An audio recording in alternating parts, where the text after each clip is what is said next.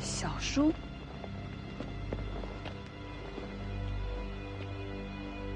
这是琉璃亭的遗孀，她借报国寺清坛，是为了刺杀世子，我替世子把她擒获了。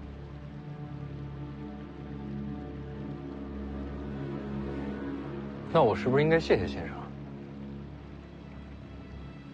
诸位，后院稍后，事后卢家自会赔罪。走吧。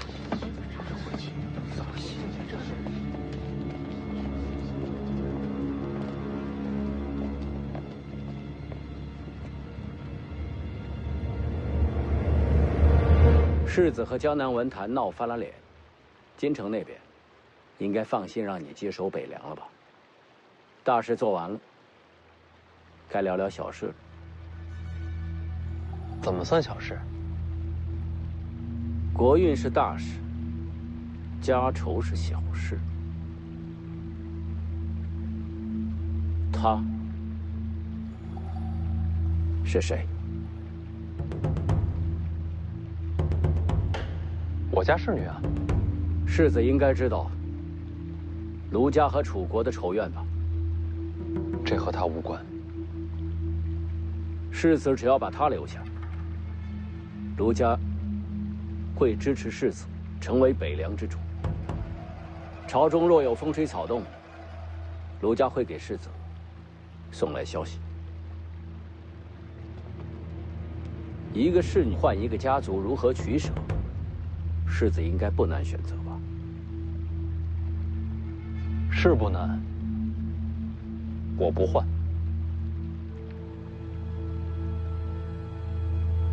你不劝劝他吗？小叔这些年对我的好，我都记在心里。任何其他事情，我一定站小叔这边。唯独凤年的选择，我从来不劝。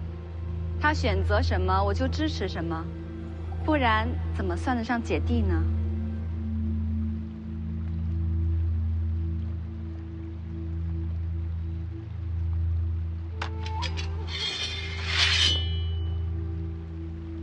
世子放心，我不会杀你。把他拿下，我会亲自送你离开。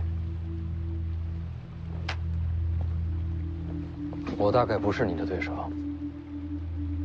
世子只要把路让开，卢家会给你补偿。我也劝你一句：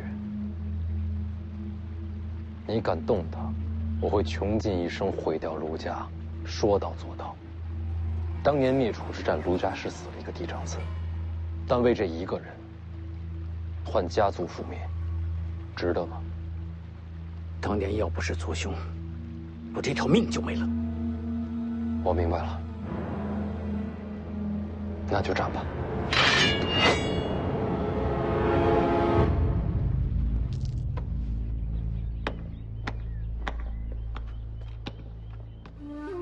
嘿，走走。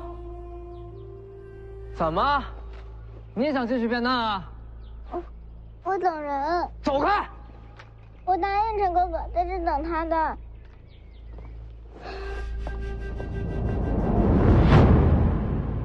这位先生，今日变难已经结束，请回吧。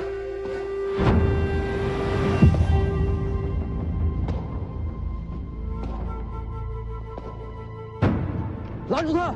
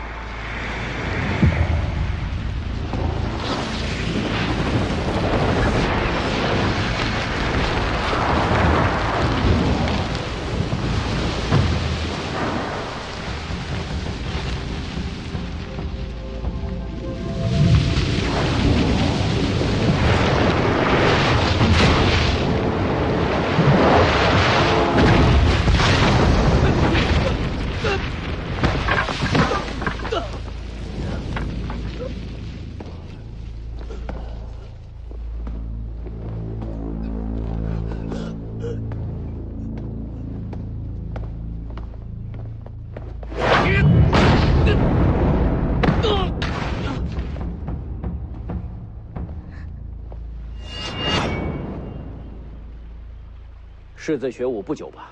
是也觉得本世子太天才。确实是天才。王重楼虽然把大黄庭交给了你，但是他教不了你刀法精髓，武学心法。这么短的时间内，就有了大家气象。世子将来或许能成为天下前3之列。我也觉得卢先生剑法高深，既然大家彼此欣赏，要不然别打了，把人交给我，卢某自然收手。卢先生什么条件？之前说了，卢家会支持世子继位北凉。不够啊！世子请开价。徐骁6义子最可怕的那个是谁？你应该知道。陈之豹。卢家替我杀他，我把人交出来。陈之豹深得北凉军心，武功心术都是卓绝，不好杀。陈之豹不死，我怎么接手北凉啊？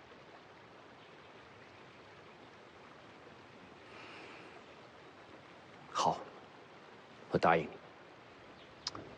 最好立个字据。卢先生可带了纸笔？寺内有。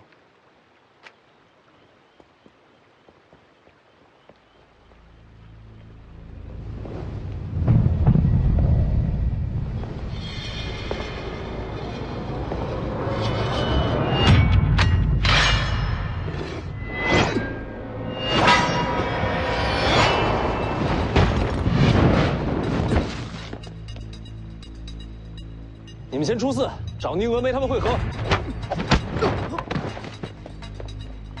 报国却被围了，出不去。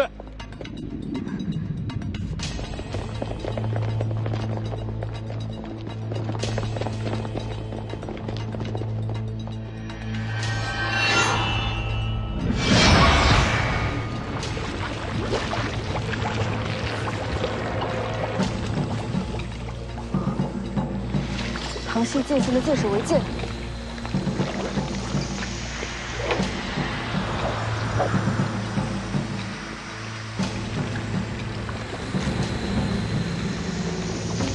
我还以为这外号说的是铸剑之术，既是铸剑之术，也是用剑之法。世子放心，不会伤害你的性命。世子。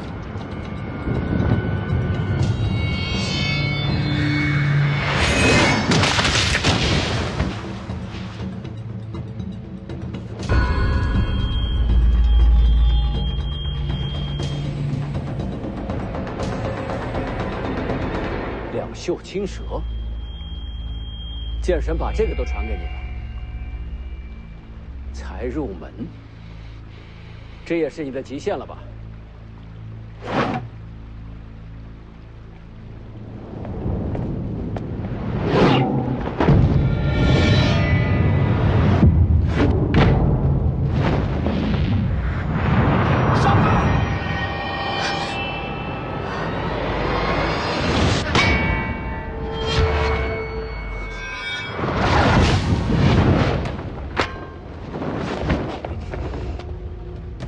谁？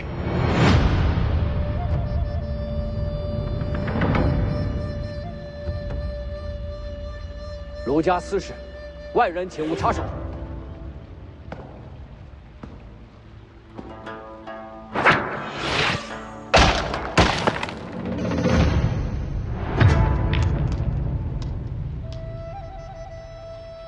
阁下，这是什么意思？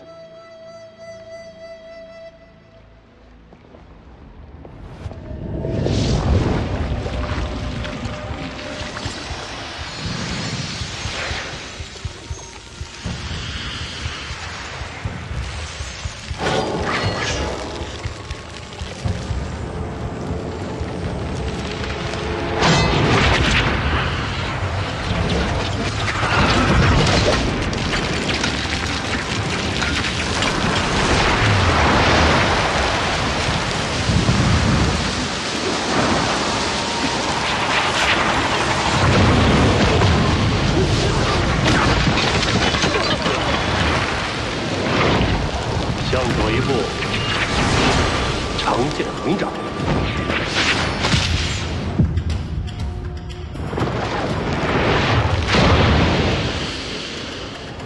一翘可挡，退2步，建成手势。你能看穿人心。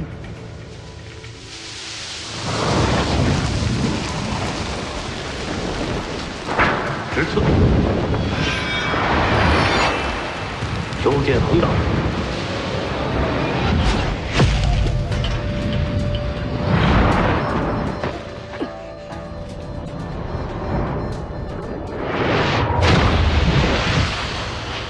后退3步，我偏要多退1步。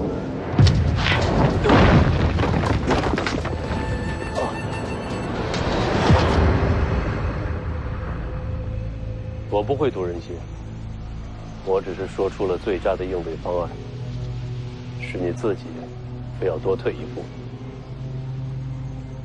你扔出那颗石子的时候，就已经算好了我最后落败的这一步。人心如炬，官子无敌。你是曹长青。我记得你那族兄，当年他就是死在了楚人的手里。如今我被你杀，也算是有始有终了。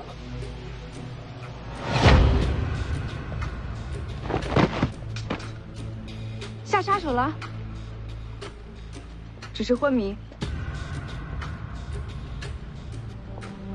多谢曹前辈援手。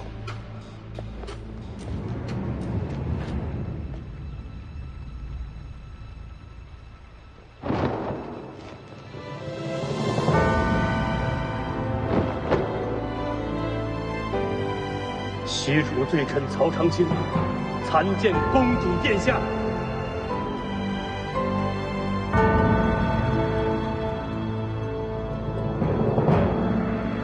卢白洁要杀殿下，是为报仇，合情合理，所以臣拦他，但不杀他。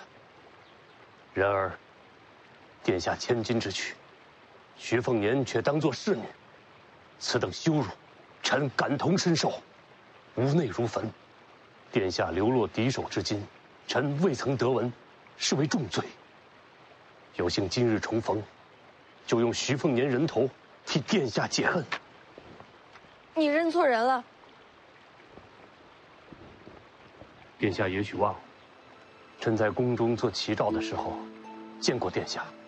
虽然年数已久，可认错天下人，也不可能认错公主殿下。公主，公主，您慢一点。小公主，慢点儿。乞丐叔叔，你快来追我呀！小公主，别摔着，我来了。齐赵叔叔，殿下稍待，臣先杀此人。齐赵叔叔，他待我不错。殿下被蒙骗了。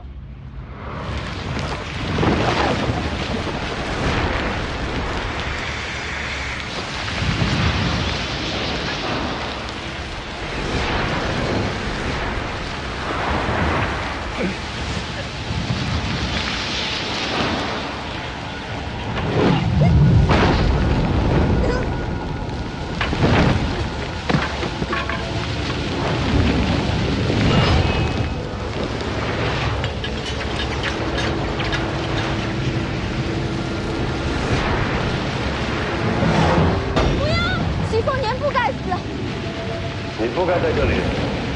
你认识我？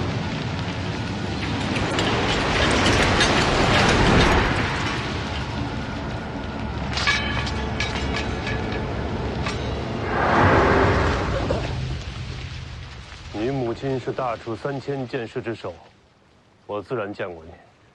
晋安王把我当作棋子，刺杀徐凤年，但是徐凤年并没有杀我，他对殿下真的不错，并非欺瞒诓骗。若不是两人都为你说话，你已经死了。殿下还活着，实在是天佑我大楚。是父皇求徐骁留我性命。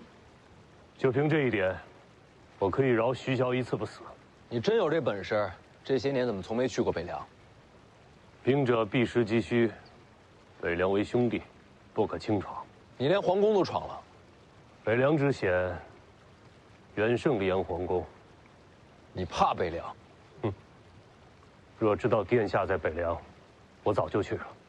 殿下，这些年您受苦了。我其实还好。殿下看看还有什么要带走的？带走？带去哪儿？当然是随罪臣归楚了。西楚早就灭国了，可楚人犹在。这句话说的不只是你吧？当然，不仅仅是我。大楚幸存之事，已然汇聚蜀地。如今蜀地纷乱四起，这些人都是您的臣民，他们绝望已久，他们在等公主带他们回家。不行，我不放人。我没问你，他是我的。谁是你的？让开！他要将你，我没让。换成是你也一样。我曹长青要带人走，天下谁能挡我？两袖青蛇，李淳罡。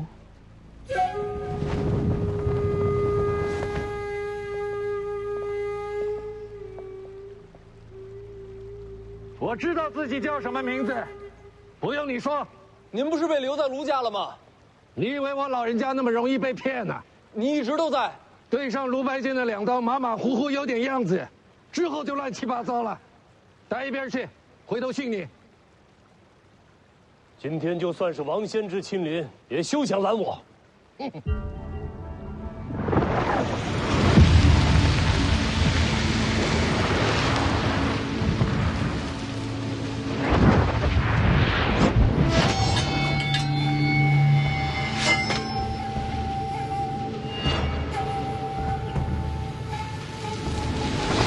你老了，说剩废话。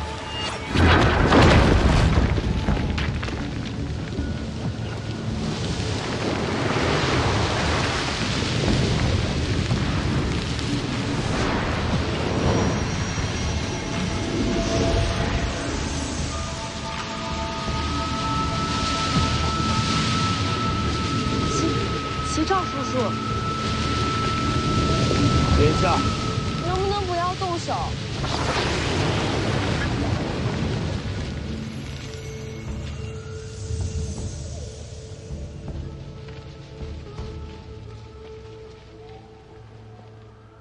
曹长青，听凭殿下吩咐。齐赵叔叔，我能不跟你走吗？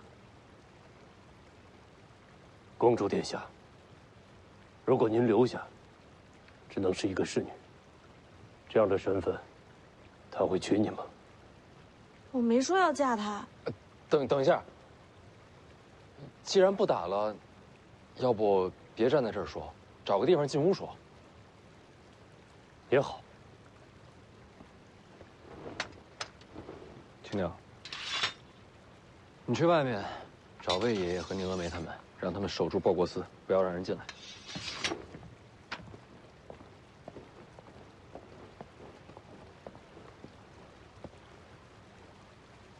我死之后，请世子放过4万那个小丫头。你为何会死啊？曹长青现身，蜀地乱局将起，天大的事情都被我听到了。我若不死，天理难容。其实你还有一个选择，如果你投入北凉麾下，就不用死了。我若走了，那小姑娘就没人照顾了。把她一起带去北凉。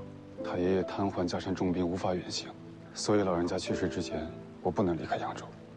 没关系，你可以留下照顾她。留下。拿着，这些钱可以给老人治病，等老人病好些，雇辆马车一起来北凉。你的意思是让我走？没架打，你留着也没热闹看。你就不怕我传扬出去吗？我要用你，就会信你。陈希亮，见过主公，请主公在北凉等我。不管多久，北凉会等你。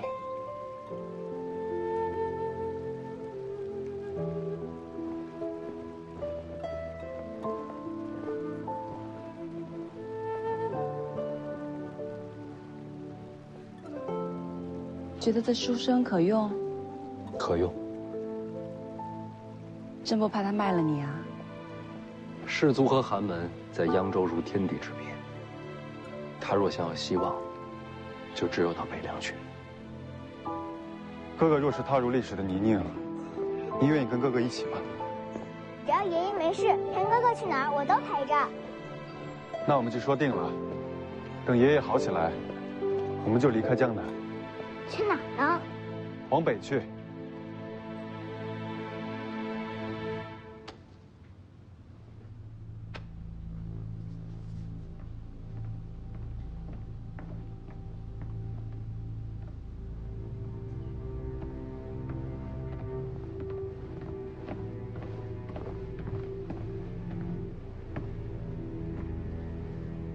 见过宰辅。你来了。宰辅相召，岂敢不来？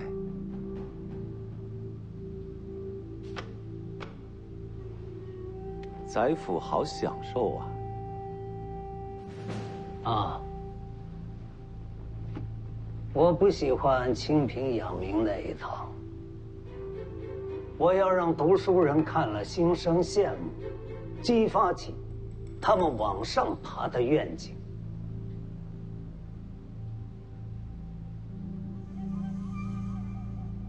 不认同？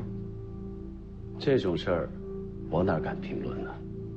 我听说曹长青出现在扬州，有这消息，最后见到，好像是往阳城去的。徐凤年也在阳城。或许可以造势吧。就说北凉和曹长青他们。不，再等等。你那先别急，看看曹长青和徐凤年会不会遇上，遇上了，又会是什么状况？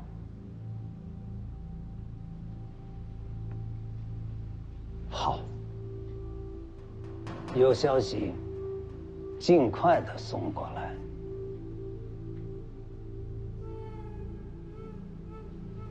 宰辅放心，去吧。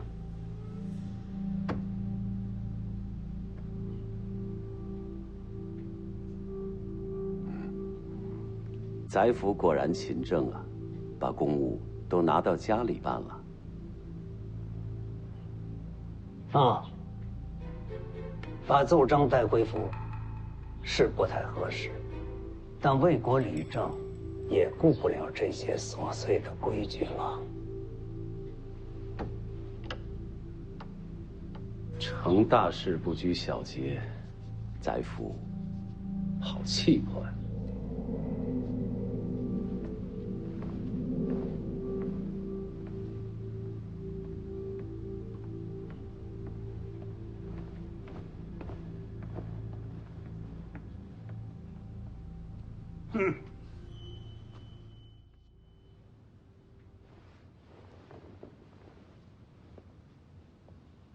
楚国义士潜藏蜀地，苦等公主久矣。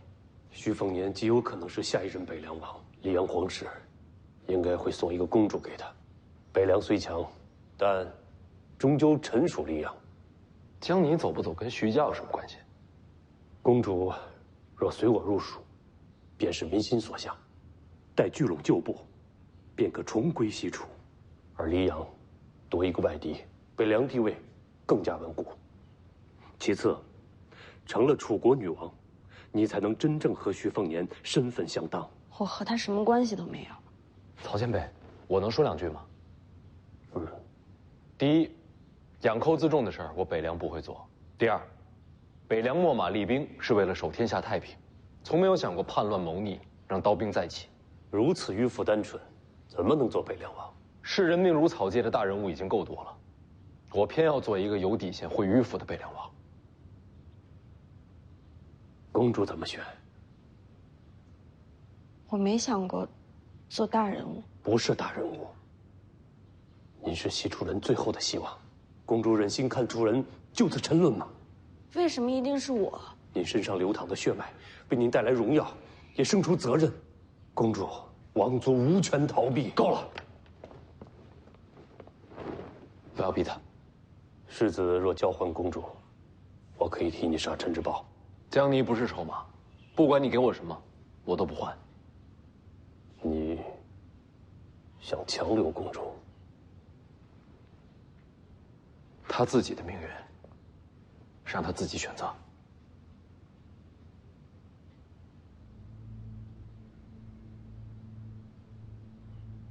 你想过回家吗？做梦都想。楚国亡了，我们这些人就像浮萍断了根系，从此无依无靠，再也寻不到归处，也寻不到去路。若能与楚人重聚，家乡也就不远了。但是殿下，这不重要。不重要。你有你自己的人生，你不欠我们，因为你不仅仅是公主殿下，你还是我的朋友。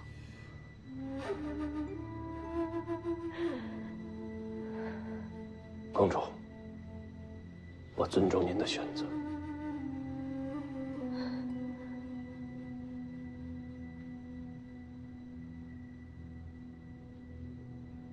我和你走。江离，其实我习惯了当一个侍女，每天读书赚钱，几枚铜钱，买些胭脂水粉，我就能开心好久。偶尔偷吃糕点也不会让你发现。这样的生活很简单，可是我很喜欢。喜欢就留下。可是齐兆叔叔说的对，我有我的责任。太多人期待着我的出现，期盼着绝望里能看见光明。我经历过绝望，所以我知道这一点光明对他们来说有多重要。我是江离，是你的侍女，我也是西楚公主。王族血脉，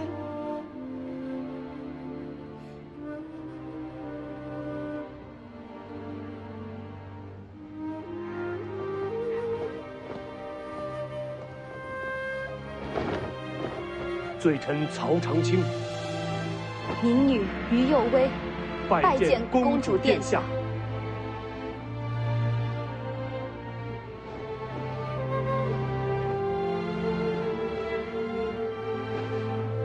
我的第一个命令，就是你们二人以后见到我无需下跪。公主，礼数不可废。齐兆叔叔，你要抗命吗？罪臣不敢。公主，我们这就启程。我会离开，但不是现在。殿下何意？江南下一站是龙虎山。是。这次东行除了武帝城，最危险的就是龙虎山了。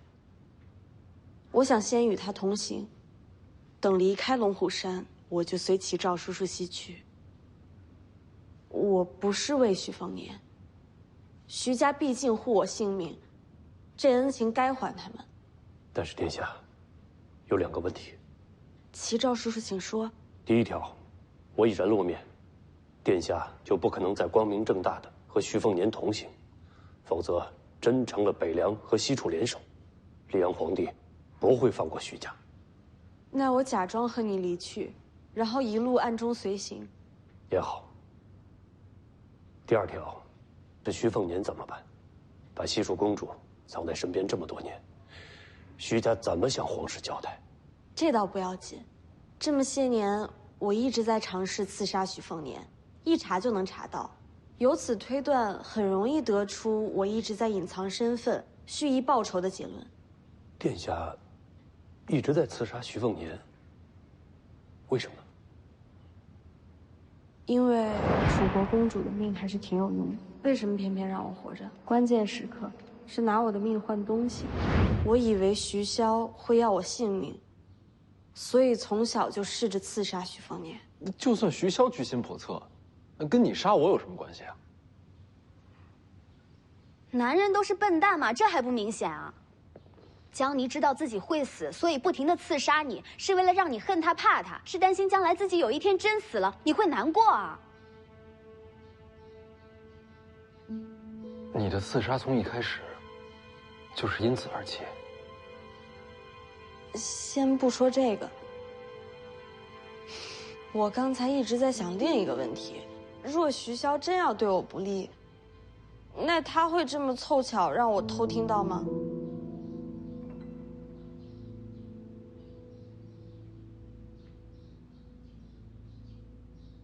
我觉得不会。我也觉得是。我觉得徐骁是故意让我听到这些话的。还有，我一次次刺杀他，真的能瞒过徐骁吗？他为什么不阻止我？你还记得你说的话吗？徐骁常说，为达目的不惜代价。这一行，你们二人恐怕就是代价。我一开始是以为徐骁会把你们交给卢家，可现在想想，齐赵叔叔出现，如果我们跟他走了，那这么多年的刺杀就恰巧为徐家打消了猜疑和隐患，有这么巧吗？因为有你们在，所以刚才他没杀我。我和于右威真正的作用，其实是在这里，而不在卢家。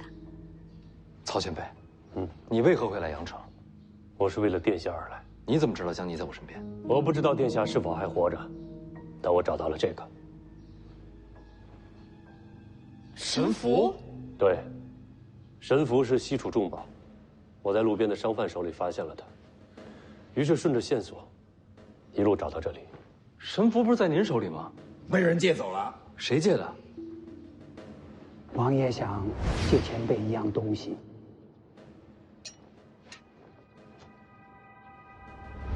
魏爷爷跟您说是徐骁找您借神符。魏爷爷与我同行，原来是为了这一刻。是徐骁设计一切。今日之后，你被带走，楚国公主再现，黎阳再生大地，而北凉的地位就越发稳固，飞鸟不进，良弓不藏。徐骁故意容忍公主刺杀，就是为了以后让全天下都知道徐凤年和公主势不两立。如此一来，皇室更加放心。这世袭罔替的北凉王不给我，还能给谁？这一切，都在徐骁谋划之中。这布局甚至从小时候就开始了。徐骁啊，是个好棋手。哼哼，你不是官子无敌，棋艺无双吗？怎么这会儿倒成了人家的棋子了？西楚覆灭，上一盘棋已经走到绝路。从那以后，我就没有再做过棋手。如今寻回公主殿下，重新开局，且看我与天下英雄失手。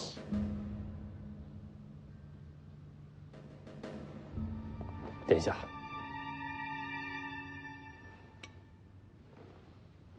该走了，先造成您被我带走的假象。龙虎山之后，我才会真正离开。就这么走了，有点假。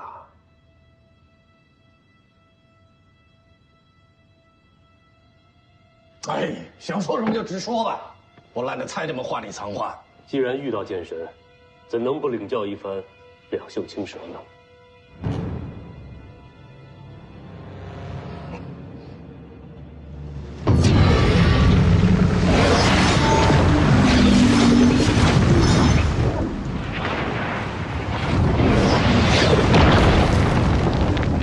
两袖青蛇，动手了。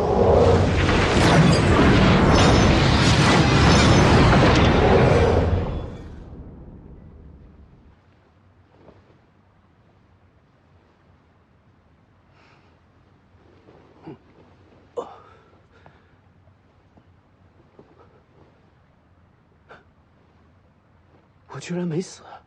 曹长青呢？曹长青认出江离是楚国公主，勃然大怒，对凤年动手了。幸好李前辈及时赶到，与曹长青交手一招，谁胜谁败？平分秋色。曹长青把江离和于右威带走了，李前辈护住了凤年，不曾追赶。果然是楚国公主，可惜没看见曹长青和剑神交手。世子人呢？就在院里。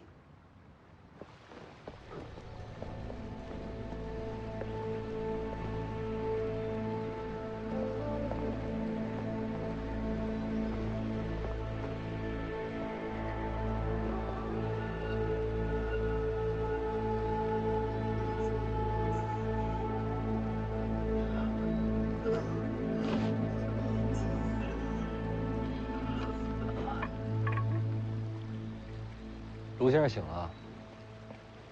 他们仅仅只过了一招。是，仅仅交手一招。天人临凡，也不过如此了。谁能想到，人能拥有如此可怕的力量？卢先生既然醒了，还对我动手吗？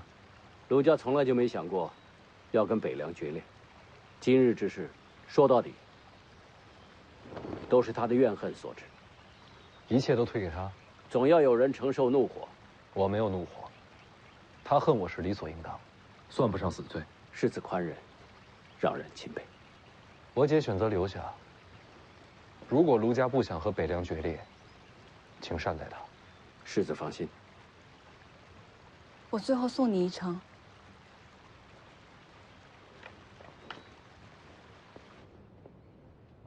我在想一件事。什么事？魏爷爷从李前辈手里借走神符，可把神符送到曹长青眼前，再制造线索，让他自然而然找到报国寺的，应该另有其人。魏爷爷初到江南，并没有这样的手下。还有呢？曹长青现身时要对我动手，我记得大姐始终面不改色。你知道有江离和于有为在，曹长青不会杀我。就算江离拦不住他，你也清楚，李前辈没有被骗。今日一切变化，都在你预料之中。江南布局，是大姐掌控一切。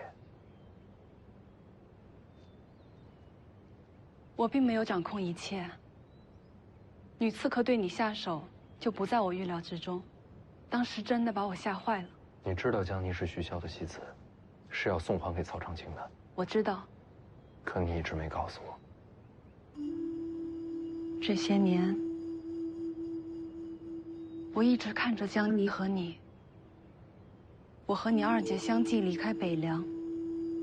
从某种角度来说，是江离陪你走到了今天。凤年，相信大姐。只有这样，你和江离的未来才有一线希望。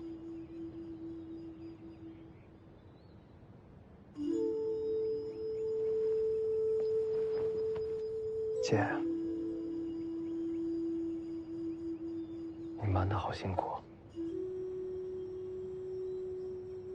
姐虽然身体不好，这儿可不输人。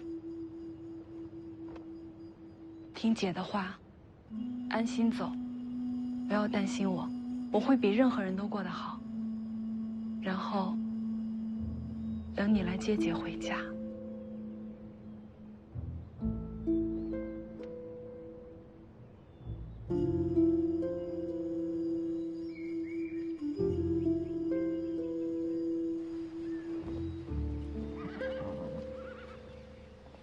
魏爷爷好手段，只是领命行事，世子恕罪。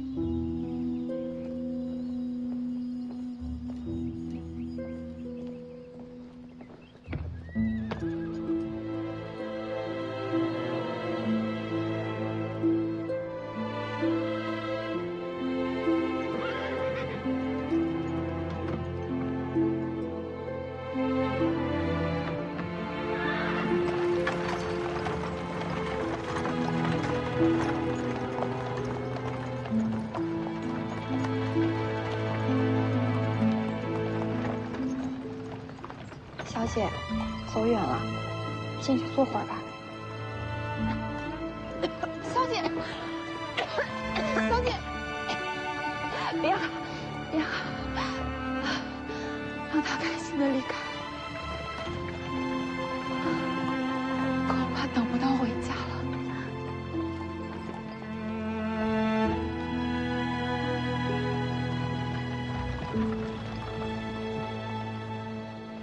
齐赵叔叔刚刚出手，今日探听虚实的人必定不少。等过了今夜之后，我再偷偷回到车队里。殿下有没有想过，徐骁是故意把你留在徐凤年身边？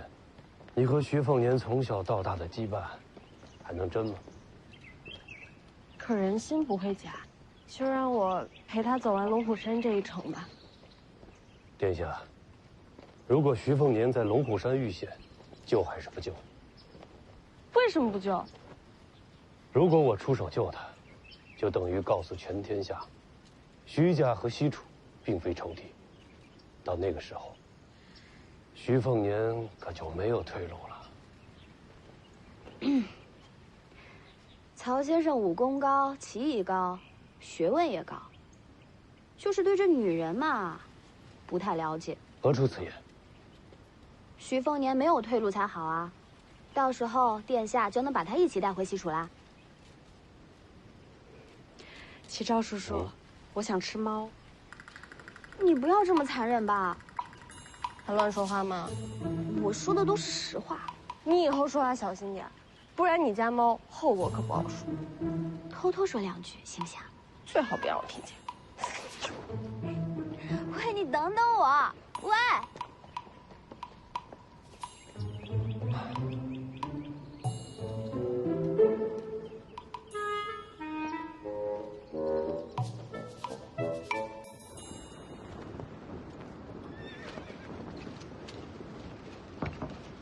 上去看一眼。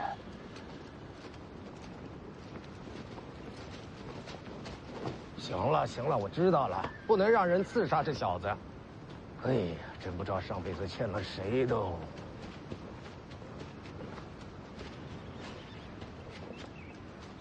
江离不在，世子沉默许多。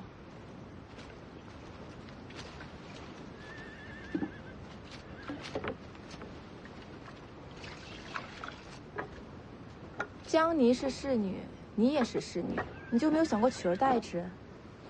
世子将来可是北凉之主，权倾一世呢。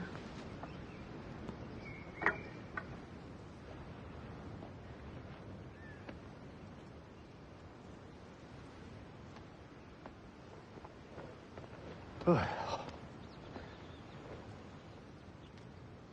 为了躲避官府耳目，江离今晚不会回来了。我知道。你真打算放他走啊？我又打不过曹长青。你若想留他，我来对付曹青衣。那丫头资质超凡，适合传我衣钵。那前辈可以到西蜀去收徒。你真不想留他？想啊。但江离不只是我的侍女，她有她自己想走的路。我不能把每个人都死拉在自己身边不放，这对他们不公平。蠢货！啊？十足蠢货！我吗？难道是我呀？反正我也打不过前辈，前辈说什么就是什么。我看到你使两袖青蛇了，还行吗？一塌糊涂。看来我资质一般。为什么是两袖青蛇，不是两袖青龙？这名字也有讲究。腾蛇化龙，龙虽然高贵威严，可一旦变作龙，也就成了传说中仙人诸神的麾下走兽、仙家坐骑。只有未化龙的蛇，心中才有斩破一切的野望，才有往上攀爬，哪怕是和自己争斗，也要吞噬天下的狂妄。记住青蛇真意，才能用出真正的两袖青蛇。人若是屈服，就失去了这份不羁。向谁屈服？向自己的心。人会害怕，会绝望，会恐惧，会退缩。你心里面的种种折磨牵扯着你，不让你往前行。真正的两袖青蛇是斩心之剑，斩断心中的恐惧，才能踏破束缚，去走自己选的路。剑术、剑招、剑意都不重要，明白这些，才是两袖青蛇。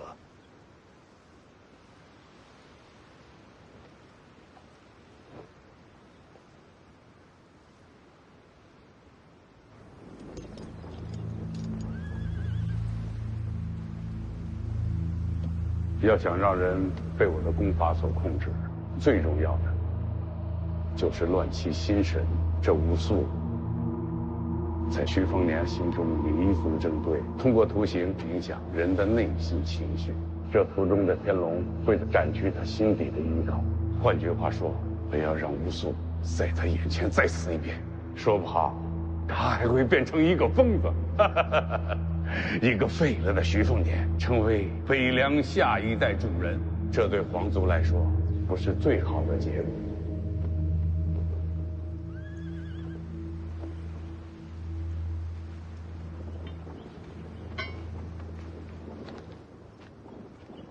我去接世子下来休息。报告将军，赠银边捡到一个盒子，上面贴了纸条，说是献给世子。很轻，不像有机关。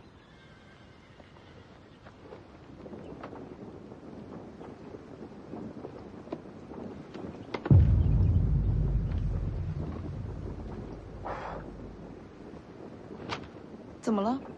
是王妃京城玉符那一夜的消息。不是这么多年一直都没有查到蛛丝马迹吗？必须先让世子过目。你守住营地，别让任何人接近。好。加强戒备。是。别担心了，那册子上没下毒，既没机关，玉没下毒，一本册子还能害得了人吗？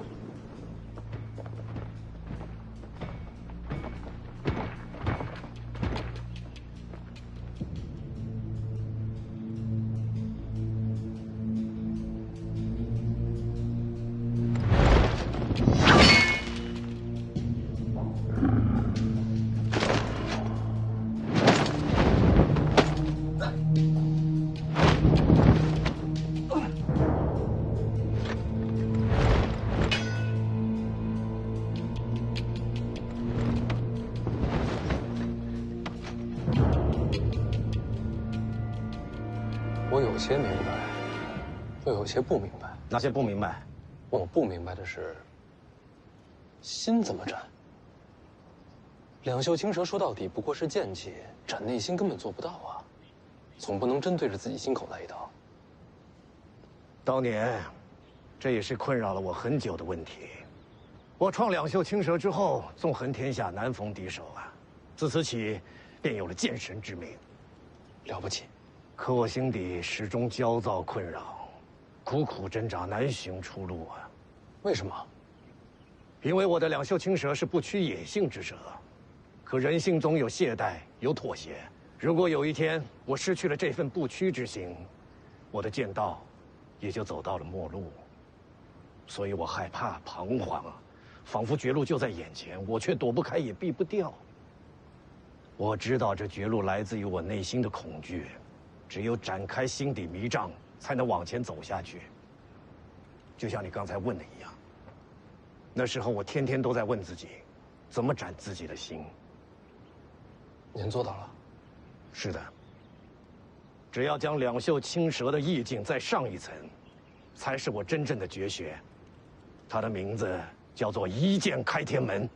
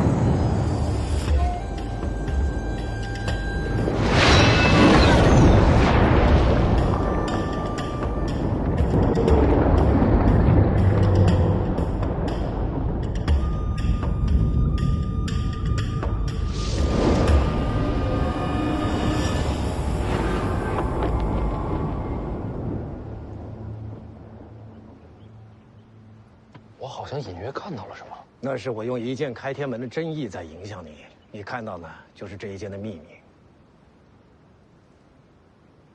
你能让我看到幻觉？武功走到极致，从身到心，从改变现实到影响精神，都是理所当然的。所以啊，有些高手光站在那就让你恐惧退缩，本质原因就是因为他的精神压倒了你。哎，先不说这些，你在恍惚中看到了些什么？看到一剑展开天地，我有些不太明白。什么是天命？天命者，天道所赋之正理也。何为天人之道？君子当为天命，不为敬天，即央来至暗，潜而无形。所以啊，古人说要顺应天道，顺者吉，逆者凶。天道覆盖众生，人浮于天穹之下，渴望成就天人，而天门，便是诸生成天人之路。过天门者，则可凌驾众生。哼，可我偏偏不服。不服什么？不服天道能定人生，不服命运无法抗争，不服人无法胜天，不服天人便是仙神。我有我手中剑，展开天门。我李传刚终此一生就是一个人，探索天道却不臣服，寻自身路不为天人。就算古今神魔皆临凡尘，我李传刚皆以一剑斩之。现在你明白什么是一剑开天门了吧？斩去天命，斩去枷锁。我有这不屈在手，便可斩去一切彷徨无措，斩去心中畏惧阴霾，以此心澄澈，横渡凡尘。这念头才是一剑开天门的魂魄所在。当年您把一剑开天门练成了？练成了。那你怎么可能输给王先知？与王先知内战，我只用了两袖青蛇，没用一剑开天门。为什么？王先知天纵之才啊，我不想他就此陨落。那你宁愿自己说。当时如果我不杀他，我没把握赢，我有点犹豫。与王先知交手怎么可以犹豫呢？当然就输了。那应该再打一场啊。本来我是这么想的，在嬷嬷建议让一剑开天门收发随性之后，再与王先知打一场，那么大概就能既赢他又不杀他。但是这一场始终没打成，因为在那之后不久，我的人生就输了，我的剑意和战意全废了。人生怎么输啊？你都练成一剑开天门了。人不是武功高就能得到一切，就能过好一生的。对我来说，最重要的那个人，被我亲手杀了。从那天起，什么都不重要了。你，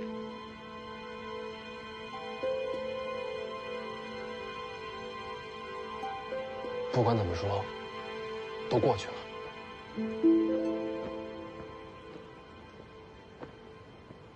世子，李前辈，世子在营地旁捡到一个木盒子，里面是当年王妃玉符的消息，给我看看。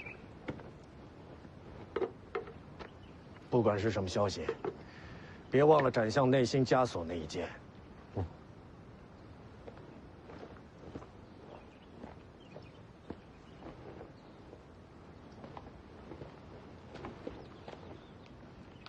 斩向内心一剑，一剑开天门，那不是传说中李前辈的最终剑术吗？